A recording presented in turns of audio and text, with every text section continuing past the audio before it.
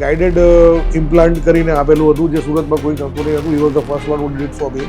રાતના 11 વાગે મને સર્વિસ આપવા માટે બેઠા હતા. તો હી ઇઝ અ વન્ડરફુલ અને બહુ નોમિનલ કોસ્ટમાં અને બહુ સારી રીતે અને બહુ શોર્ટ ટાઈમમાં આ વસ્તુ કરીને આપેલી છે. મારું નામ યુસુફ પાલીતાનાવાલા છે અને જીગરભાઈ મારા BNI ફ્રેન્ડ છે.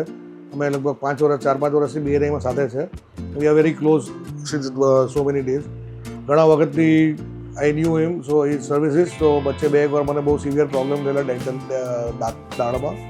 તો એમને જ પ્રિસાઇઝ એકદમ ગાઈડેડ ઇમ્પ્લાન્ટ કરીને આપેલું હતું, જે સુરતમાં કોઈ કરતું નહીં હતું. He was the first one who did it for me and I knew about this guided implants કે કેવી રીતે થાય છે. And he was the only one who convince me to do this guided implants.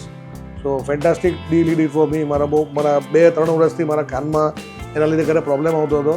A guided implant જ્યારે કર્યું પછી મારો problem આજે ઘણા વર્ષથી સોલ્વ થઈ ગયો છે. હમણાં પણ રિસન્ટલી મારો એક દાંત તૂટી ગયો. એ ઇમિડિયેટલી રાતના 11 વાગે મને સર્વિસ આપવા માટે બેઠા હતા. તો he has a wonderful attitude towards his customers and I know him since long.